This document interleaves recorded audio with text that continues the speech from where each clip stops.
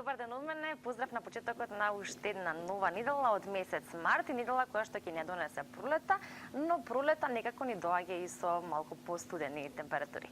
Како и да е, бидејќи се краткотрени, тоа ќе го издржиме. Ние секојдневно во Алфа и на фреквенција на Алфа сме заедно со вас да се разбере еден дел од денот го поминете со убави, но и едукативни содржини во кои што спаѓа се разбира и алфа-ординација, особено кога нашето здравје е во прашање. Денеска ќе обработиме една тема која што ми се чини во алфа-ординација ја немаме обработено поодамна. Зборуваме за туберкулозата во 21 век. Туберкулозата која што всушност се наоѓа во 10 топ водечки болести кои што се причина за смрт глобална.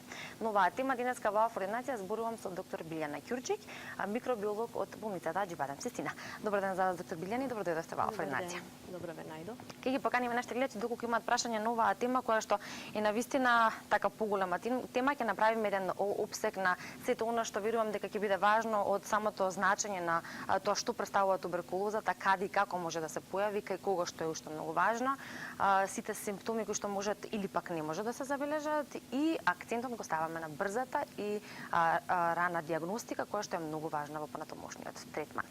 На почеток може да објасниме за појавувањето на туберкулозата која што карактеристично се појавува во белите дробови, но понатаму ќе кажеме дека и не е тоа единственото место во човековиот организам.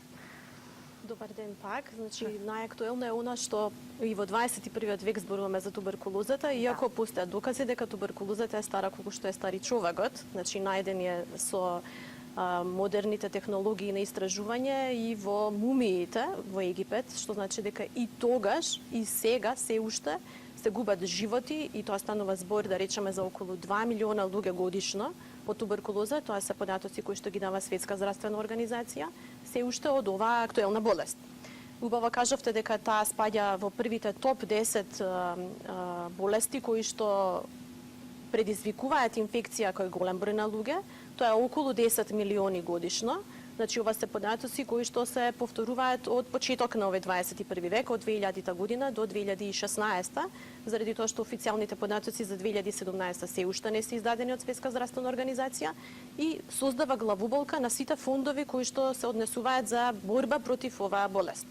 Значи, Светската здравствена организација објави дека и недостасуваат околу 2 билиони долари годишно за да може да вложува во истражување за борба против туберкулозата. Сега тоа е многу чудно, зошто истражување за нешто што е добро познато. Да. Значи, како се знае која предизвикува болеста, кон што е осетлива таа, меѓутоа се уште најголем проблем прави она што е брза и точна диагностика на туберкулозата.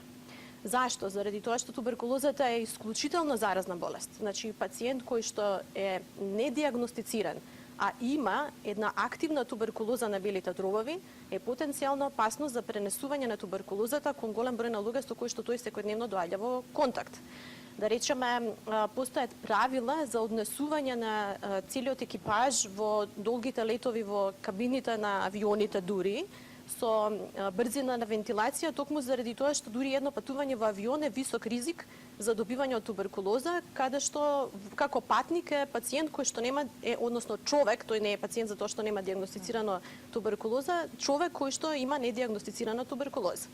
Значи, исклучително заразна болест. Стои она реченица позната дека кај приемчив организам кој што е способен да развие инфекција, доволна е само една бактерија на овој Кохов бацил, заради тоа што Роберт Кох го открил, за да може да се предизвика сериозна инфекција. Најкласичен облик на туберкулоза е белодробната туберкулоза, меѓутоа како доаѓаме во модерните ери на медицината, многу поактуелна станува оној облик кој што е вон белодробена туберкулоза, кој што е во суштина најтежок за диагностицирање и кој што направи најголем проблем во понатамошното лекување и кој што е во суштина најголема причина за смрт во оние бројки кои што ги дава СЗО. Да. И сега тука се појавуваат многу прашања, оние кои што се разбира повеќе ги интересира тоа и се бараат информации, консултација со доктори на интернет и сето она што е важно да се знае во склоп на ваквото заболување или болеста како што е туберкулозата. Затоа ние ќе кажеме сите важни работи кои што сметам дека исто тука се ризик факторите, како и ризик групите. Значи, кои се ризик фактори поради кои што може да дојде до ваквото заболување, односно добивање на оваа бактерија материја, како се случува пренесувањето од човек на човек, рековме многу лесно, и ризик групи, односно, да, кои се посклони на пациенти или граѓани кои што може да се заразат од туберкулоза. Значи, она што е најбитно е дека најзаразната болест е белодробниот облик на туберкулоза, значи тоа е најзаразната форма. Се она што е како вон белодробна туберкулоза е туберкулоза која што ги зафаќа сите можни други органи, меѓутоа најчесто лимфните јазли, рбетниот столб, обвивките на мозокот, бубрезите, долгите коски, краевите на долгите костики кои што актуелно растат, и тоа подеднакво и кај деца и кај возрастни. Оние не се толку многу инфективни за околината. Порано беше многу едноставно да се диагностицира туберкулоза, заради тоа што најчест облик беше белодробна туберкулоза, и тоа само со едноставна рентгенграфија на бели дробови. Денеска диагностиката е многу тешка и се базира само врз тоа да мислиме на неа. Значи, стратегијата на Светска здравствена организација е подигнување на свеста и на професионалните работници, кои што се еден од најризичните групи за добивање на туберкулоза, особено стоматолозите, кај оваквите облици кои што се вон белодробни, заради тоа што најчесто зафаќаат лимфни јазли на глава и врат, па отвараат директно жаришта. Потоа, сите оние кои што се социјални работници доаѓаат во контакт со луѓето кои што имаат туберкулоза, кои што живеат во услови на немаштија или подхранетост, значи тоа е исто така ризик фактор, и сите оние кои што се фамилиарни членови на луѓе и се грижат за луѓето кои што имаат туберкулоза. Меѓутоа, оние обични, да речам, навики на живење, како што се пушење, како што е болеста на 21 век дијабет, понатаму злоупотреба на алкохол, имуносупресивна терапија и онај актуелен ХИВ, за кој што не толку многу веќе се зборува во 21 век со вклучување на антиретровирусна терапија, нели помага во продолжување на животот и квалитетот на живењето на ХИВ пациенти, ја прават туберкулозата многу актуелна, заради тоа што ја зголемуваат од 3 до 5 пати зголемуваат ризик на инфекција со туберкулоза. Значи, меѓутоа, дијабетот е многу карактеристичен заради тоа што се создава еден зачаран круг. Значи, пациент кој што има дијабет е 3 до 5 пати има поголем ризик да добие туберкулоза, а туберкулозната болест пак го комплетно зашеметува целиот циклус на контрола на шекер, така да ја влошува самата основна болест дијабет. Или па, например, подхранетост. Подхранетоста, значи она каде што луѓето гладуваат, зголемува ризик 3 до 5 пати од добивање на туберкулоза, а самата туберкулозна болест пак оневозможува искористување на хранливи материи, дури и таквата особа да се стави на квалитетна храна. И исто така и туберкулозната терапија е исто така ризик фактор за подхранетост, меѓу другото. Така да многу тешко се разграничува кој се е под ризик фактор, практично под ризик фактор се наоѓаат сите оние кои што може да дојдат во контакт со туберкулозен пациент кога не се мисли на туберкулозата. Значи, она што е најбитно е да се сомневаме за туберкулоза и секогаш кога постои нешто што е сомнително за такво нешто да го исклучиме.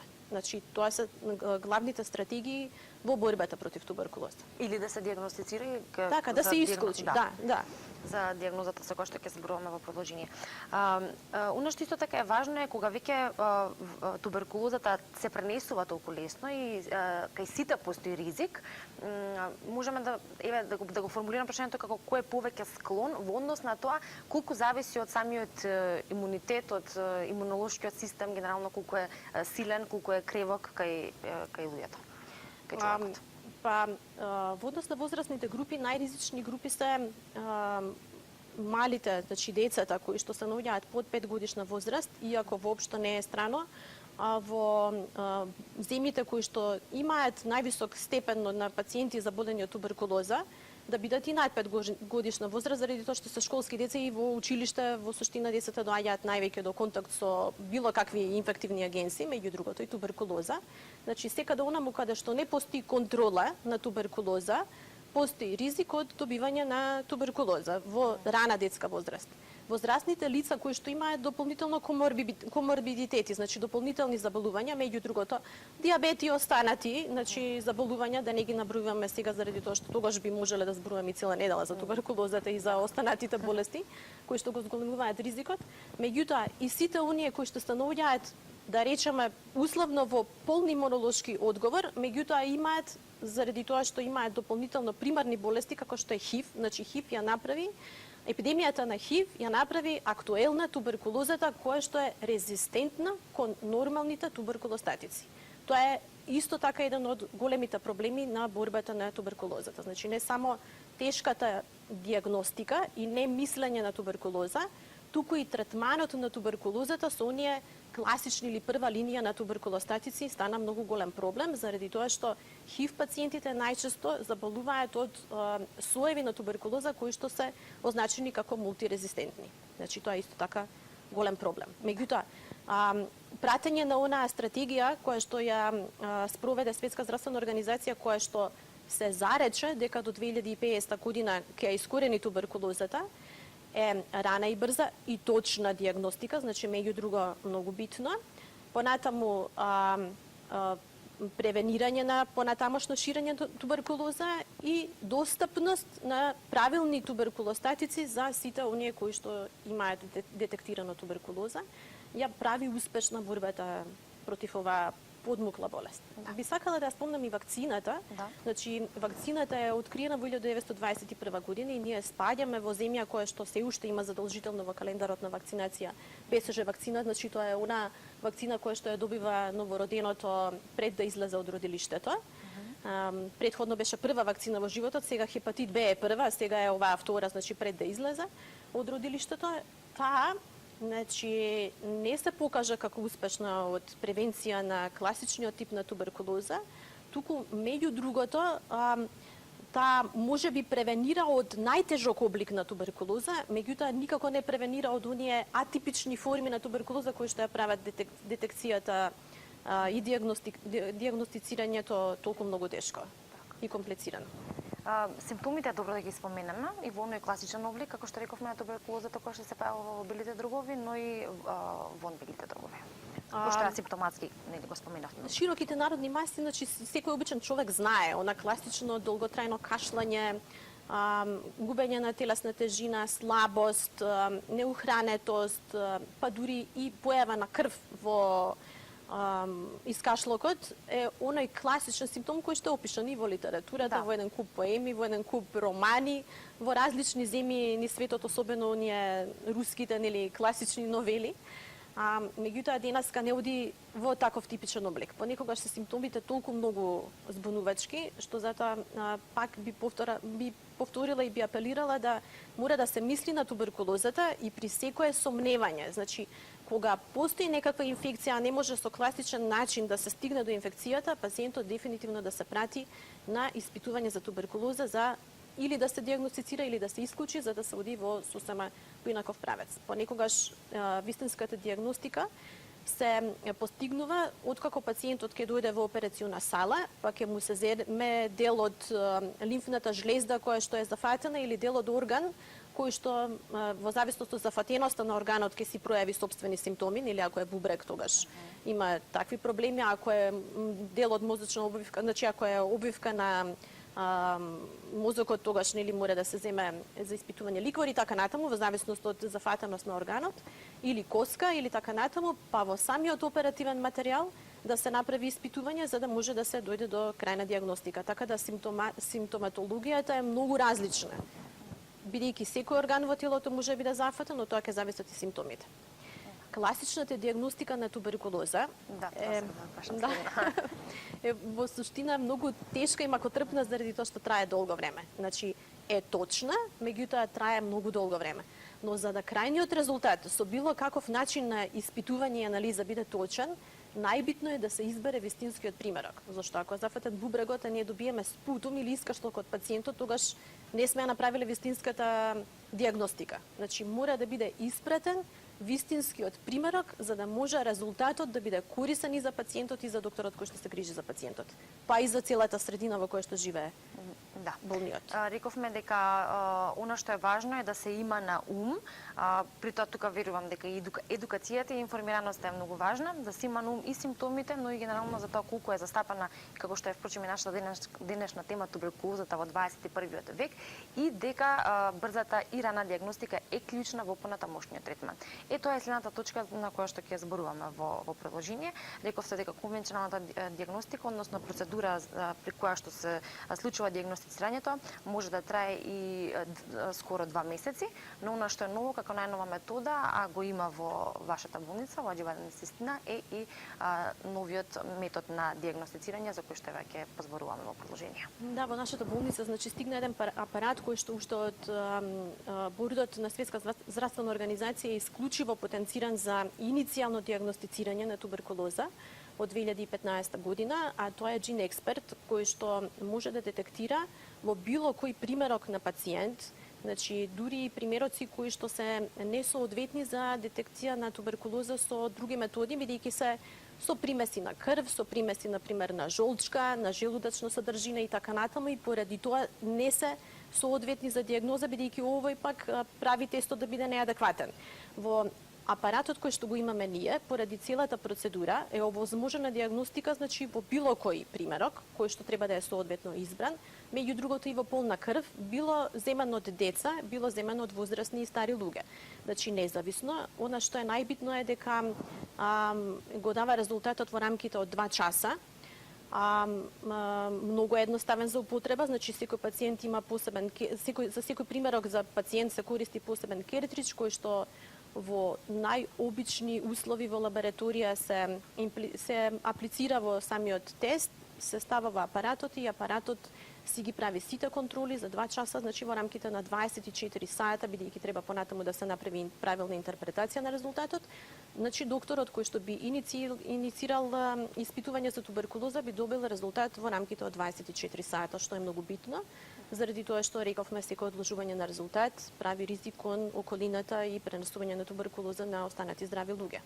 Да, но оно што е важно е дека треба да се насочи пациентот натаму, односно да знае дека тоа е методата која што треба да ја примени за да се диагностицира, и исто така и тоа е важно на стоката пред се. Така, значи не само од докторите, меѓутоа се препорачува и едукација на населението за пациентите кои што се сомневаат, сами да дојдат и да си побараат диагностицирање за туберкулоза, значи да се подигне свесноста на населението дека постои ризик таков и дека треба навреме да се диагностицира, заради тоа што па и навреме почеток на терапија е многу битен во понатамошниот исход на самата болест.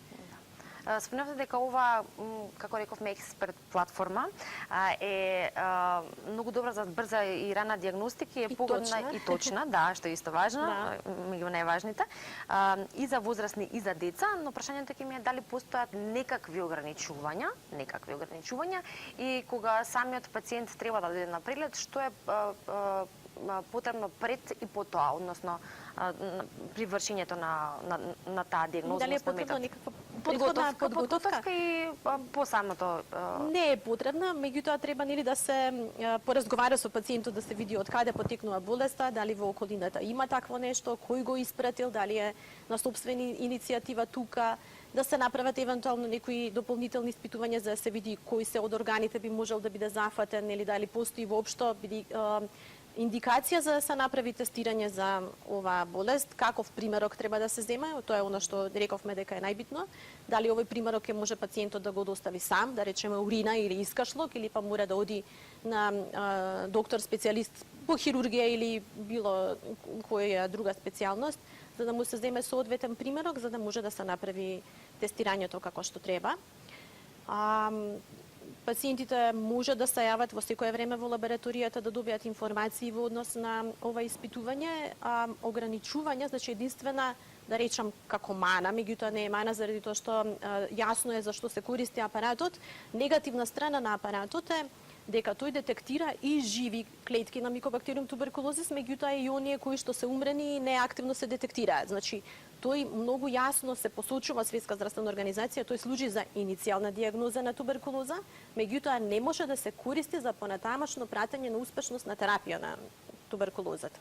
Заради тоа што може пациентот нели да прима соодветна терапија, веќе да не се размножува микобактериум туберкулозис, да нема живи клетки, а со апаратот да добиеме повторно позитивен наод како остаток од нуклеинските киселини кои што ги има во организмот кои што се уште циркулираат. Тоа е тоа. Значи, исклучиво за иницијална диагноза. Има туберкулоза, нема туберкулоза, му треба третман за туберкулоза или пак не, па треба да оди понатаму на испитување.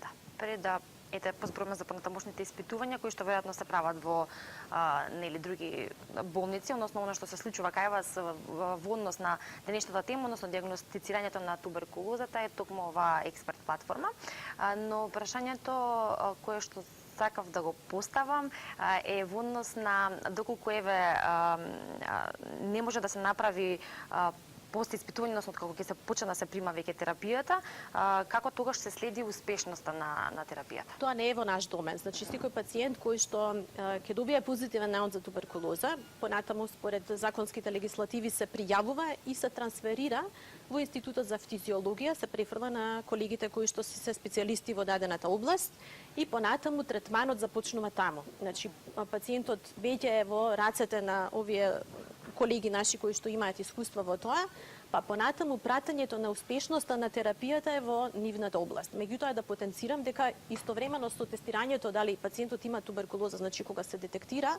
дали е позитивен, односно е позитивен за туберкулоза, оваа платформа дава и податок дали постои резистенција кон оној антибиотик кој што се користи во прва линија за третман, а тоа е римфапицин, како иницијален тест кој што покажува дали сојот кој што е присутен и предизвикал болест кај пациентот е осетлив кон примарната линија на туберкулостатици или пак е резистентен, за да се знае точно со каков тип на терапија веднаш да се почне кај пациентот. Меѓутоа, тоа не е во нашите рамки. Ние немаме специјалисти од таа област, ниту пак имаме можности да ги збринаме тие пациенти, значи ние се грижиме за примарната болест кај тие, да речеме, ако се бубрези некаков хируршки третман да помине и така натаму, но во моментот кога ќе се добие позитивен наод, таквите пациенти веќе одат во надлежност на колегите во Институтот за физиологија и понатаму е нивна одговорност во третманот и пратење на успешноста. Меѓутоа, се она што се случува во клиничката слика, меѓу другото е главен показател на успешноста на терапијата. Понатаму со класичен начин на култивирање на оние лемештен јенсенови подлоги или пак оние кои што се полутечни бактек подлоги, веќе се гледа дали оваа терапија овозможува да микобактериум туберкулозис веќе си го прекина својот развој, циклус на размножување во организмот на човекот или пак не. Меѓутоа за таа терапија, додека пациентот е под терапија, за тој резултат се чека, рековме, 6 до 8, понекогаш и 10 недели во зависност од самата карактеристика, нели секој пациент си е приказна за себе. Така. И сега во однос на успешноста на третманот, зборам во однос на оно што говори вашето искуство и контактите кои што ги имате со колегите кои што всушност и припишуваат терапија, се разбира, успешноста на терапијата во однос на кога туберкулозата е диагностицирана при конвенционалниот начин на диагностика и кога е диагностицирана на овој начин, односно најнов метод за кој што зборуваме, за да се види разликата за тоа колку всушност е важна брзата и точна диагностика. Најбитно е колку, значи, ако постои било каков тип на инфекција, не зборуваме сега само исклучиво за микобактериум туберкулозис, него зборуваме за било кој друг етиолошки агент предизвикувач на инфекција.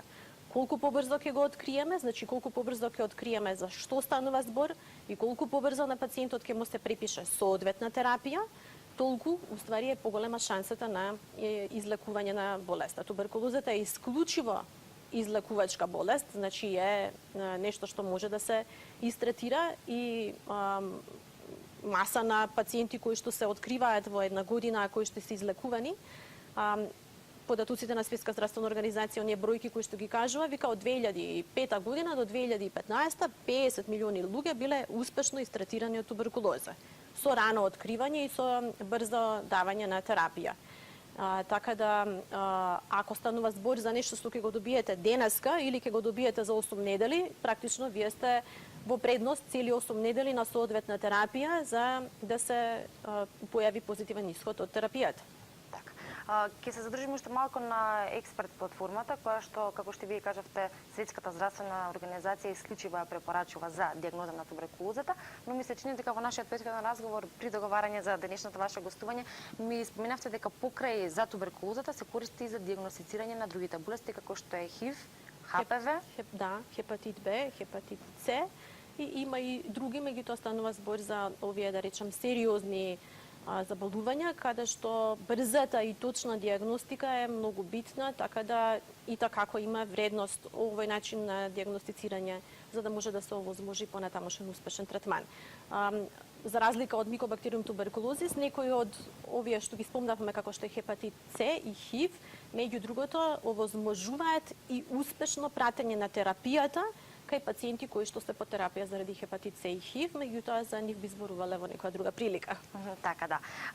Што се однесува до превенцијата, да речеме, во овој дел, колку, дали постои превенција и што би потенцирале тука во превентивниот дел, кога е туберкулозата во прашање? Значи, превенција практично е поврзана со вакцинирање. Добро, да. Да, со примање на вакцина, која што во случајот се покажа како неуспешна, за разлика од други вакцини, како што е полио, вакцината против полиомиелит или пак, например, против варичела, против вариола вера, нели, оние кои што се прогласени за искоренати болести.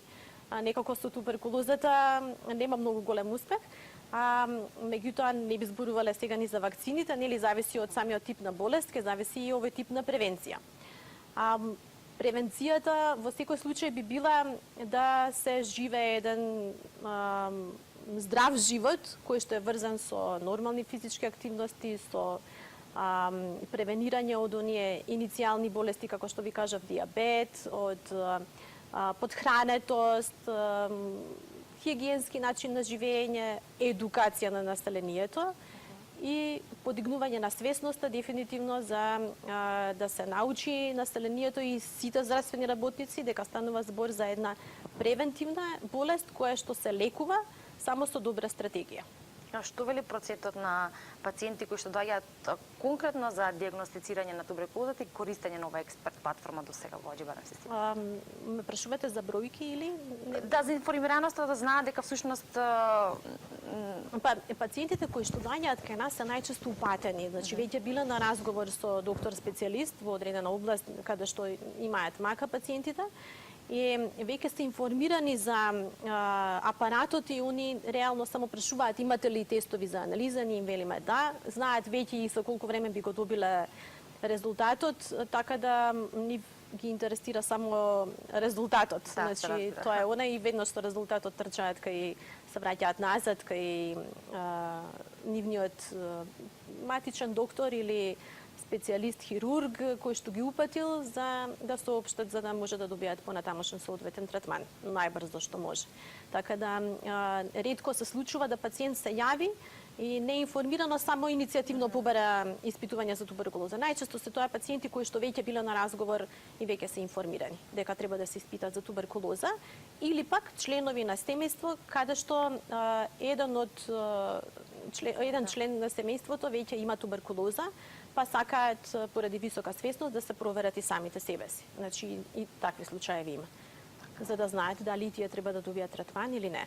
Значи тоа се повторно информирани луѓе кои што знаат кој е процесот на болеста, кој е начинот на пренесување и како би бил третманот и превенцијата на самата болест. Бидејќи имаме уште време до крајот на денешното издание, може да се задржиме на оној дел кој што споменавме дека можеби ќе ни треба и многу повеќе време да зборуваме, но ќе опфатиме малку во однос на туберкулозата плюс уште едно заболување, како што кажавме дека е дијабетисот и мисля че ни споменавте уште некоја болест во однос на самата симптоматологија, но тука и на нели понатамошниот третман. Се она што станува збор за неконтролирана состојба. Значи, дијабет е една состојба каде што пациентот има пореметување на метаболизам на шеќери, односно масти. Значи, тоа веќе би било, да речеме, малце по-стручно објаснување. Меѓутоа, дијабетот како состојба го прави организмот приемчив и на сосема други инфекции, да речеме како што е хронична инфекција со кандида или некои други заболувања. Значи, секаква состојба која што овозможува да имунолошкиот одговор кај пациентот биде послаб, побавен и понеагресивен, овозможува да да организмот на пациентот го направи приемчив за оваа исклучително заразна болест. Она, како што рековме, доволно е една бактериска клетка за кај еден приемчив организам предизвика болест. И тоа станува збор за нешто што може, ако не е на време откриено и на време лекувано и соодветно лекувано, значи да доведе до смрт. Станува збор за нешто што е многу сериозно. Секоја хронична состојба кај пациентот предизвикува приемчивост на одреден број на инфекции, меѓу другото и туберкулоза, заради тоа што туберкулозата е актуелна и ја има во контактите кои што ги правиме во текот на 24 сата. Станува збор за еден, да речем, глобален начин на живење со многу патување, миграции, сретнување со многу луѓе во текот на еден работен, нормален ден.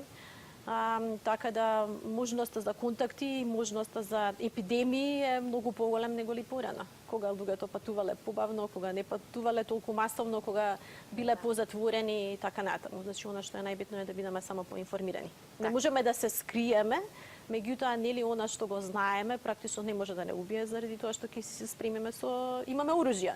Така. Оно што верувам дека веќе ги интересира и нашите гледачи, но и оно што мене лично ме интересира е еден поминат ден во ваш работен ден, се разбира како микробиолог во вашата лабораторија во однос на нели секојдневноста на пациентите кои што доаѓаат разни инфекции кои што се во прашање, нивното дијагностицирање, при тоа информирање на самиот пациент, но и спремноста, професионалноста и подготвеноста во вашата работа. Ние сме болница која што има многу различни оддели, што значи дека профилите на пациенти кои што прават анализи кај нас е многу различна. Од брис од грло и нос и една уринокултура до ХИВ, хепатит Б, С, ХПВ, туберкулоза и така натаму. Она што е најинтересно, што најчестото прашање кое што го добиваме кога пациентот ќе се јави и ќе добие информација дека постои позитивен резултат за некаква си бактерија, прашуваат дали е страшно или не. Да. Значи, најчесто и покрај тоа што последиците од различен број на инфекции може да бидат многу сериозни и да одземат живот, ние не ги делиме бактериите на страшни и нестрашни. Значи, ги делиме на оние кои што треба да се лекуваат и оние кои што не треба да се лекуваат во соодветен момент. Меѓутоа, пак ќе кажам, ние и покрај тоа што имаме контакт со пациентите, сепак оставаме да оние доктори кои што доаѓаат во контакт, направиле преглед, земале анамнеза од пациентот и ја знаат целата нивна приказна и сета нивна мака да одлучат на кој начин понатаму ќе го истретираат пациентот и кои понатамошни испитувања ќе ги направат. Значи, ние најчесто се задржуваме на тоа да пациентите ги упатиме да добијат резултат точен и брз, меѓутоа понекогаш брзањето за одреден број на анализи и не значи секогаш и точност, да, понекогаш не брзаат пациентите, ние им објаснуваме дека нешто нели треба да остане и 24 сата, понекогаш и 72 сата за точноста на резултатот, меѓутоа не и во овој случај. Сакаме да ги оставиме докторите кои што се запознаени со целата мака на пациентот да одлучат понатаму за каков тип на третман ќе треба да се примани кај пациентот. Така, ми се чини дека имаме гледач. Добар ден. Ало, добар ден. Добар ден, повелете. Сакав да ја прашам докторката. Добро. Детето ми има 1 година и направивме некои анализи и му и најдоа на грлото бактерија кандида. Сакаме да прашаме како понатамошно лекување и дали тоа нешто е опасно. Добро. Благодарам за јавањето. Пак ќе кажам, значи не ги делиме на опасни и неопасни. Кандидата станува збор во, значи кандидата е квасница, меѓутоа бидејќи станува збор за малецко детенце, колку рече 1 година или 1 година. Да, 1 година. Јас сепак би оставила да педијатрот кој што иницирал и се грижи за здравјето на пациентот одлучи колку е значајно воопшто да оваа кандида се лекува или не. Понекогаш мал број на колонии на кандида учествуваат во состав на нормална флора во грлото, иако ова нема никаква врска со туберкулозата. Да. Меѓутоа, педијатрот ќе одлучи дали воопшто постојат некакви симптоми или пак ова ќе го земе како еден така наречен нормален резултат. Значи, ние сите сме си приказна за себе, така да можеме сите ние да имаме различни резултати од исти примерок, меѓутоа согласно со симптомите и нашата состојба, ќе зависи понатаму одлуката дали е значајно или не и дали треба да се лекува или не. Кои се најчестите инфекции кои што се појавуваат, бидејќи не ги делите на страшни и нестрашни, опасни и неопасни, најчести во однос на да кажеме понатамошна нивна превенција или спречување за да не дојде до истите, и при тоа прашањето ми е кога веќе се прави одреден тест за инфекција или обична крвна слика како и да е, на колку време треба да биде тестот во континуитет за сигурност. Она што го зборувате вие е лабораторија, Да, значи тоа се испитува во биохемиска лабораторија и тоа се прави на одреден период кој што зависи од состојбата и најчесто возраста на луѓето. За постоење на бактерии, така, инфекции. А она што го работиме ние во микробиолошката лабораторија е исклучиво врзано со постоење на симптоми. Значи не се препорачува да се испитува заради тоа што сакаме да видиме што се случува со нас ако не постојат симптоми, за да биде интерпретацијата на резултатот соодветна, односно да знаеме што понатаму со резултатот што ќе го добиеме, треба да постојат симптоми, па потоа да се направи испитување. Значи ако не боли грло, да одиме па да се земеме брис од грла. А ако имаме некакви нелагодности при мокрењето или сме приметиле дека има промена на боја, мирис и присуство на крв, да оставиме урина за уринокултура. Ако кашламе, да искашламе па да видиме кој е предизвикувачот на инфекцијата. Значи секогаш иницирано со одредена состојба и појава на симптоми. Од тоа ќе зависи и за каков тип на испитување ќе се одлучиме. Да, и за најчести инфекции, кои се најчести инфекции кои се сретнуваат? Инфекциите најчесто зависат од сезоната. Значи во овој период знаете дека се пријавува грип и дека постои епидемија на грип.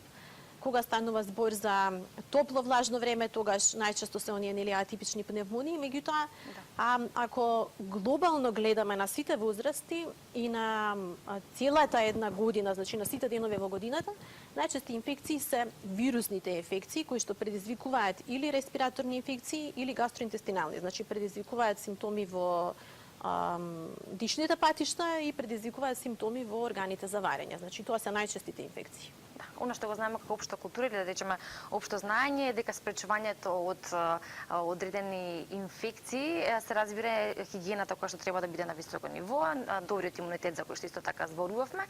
Сега во склоп на овие може плюс уште некоја ваша препорака до нашите гледачи во однос на тоа колку што би можеле да превенираме во тој дел. Значи, она што треба секој доктор кој што доаѓа во допир со инфекциите да биде поборник, исклучува да се разликуваат предизвикувачите. Кога станува збор за вирусни инфекции, не треба да се припишуваат антибиотици. Кога станува збор за бактериски инфекции, тогаш треба да се припише антибиотик кој што треба да е соодветен и треба да се зема доволно долго и во дози кои што се препорачани на возраста и полот и целата состојба на пациентот, за да може да не се повторува болеста, значи да биде сигурно излекувањето.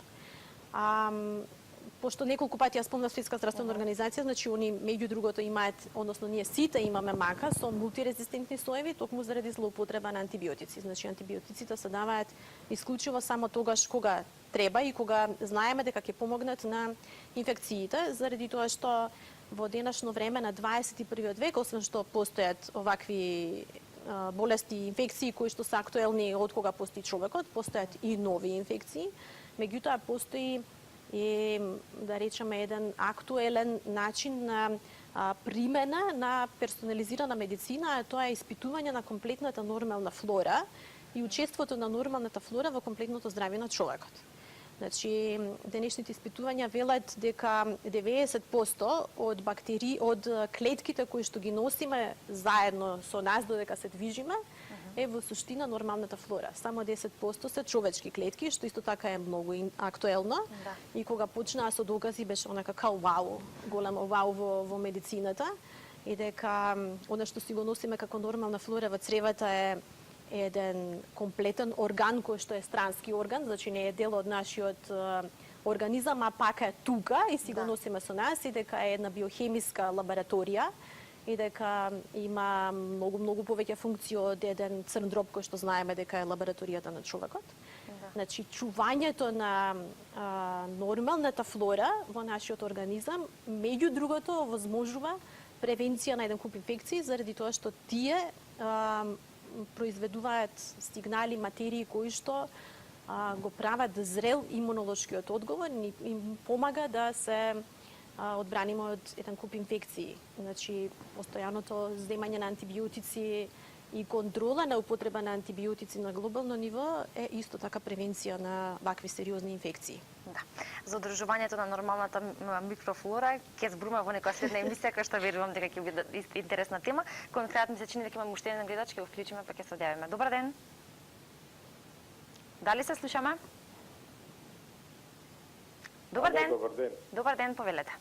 Да, добар ден. Во програма сте, повелете со вашите прашања, ве слушаме.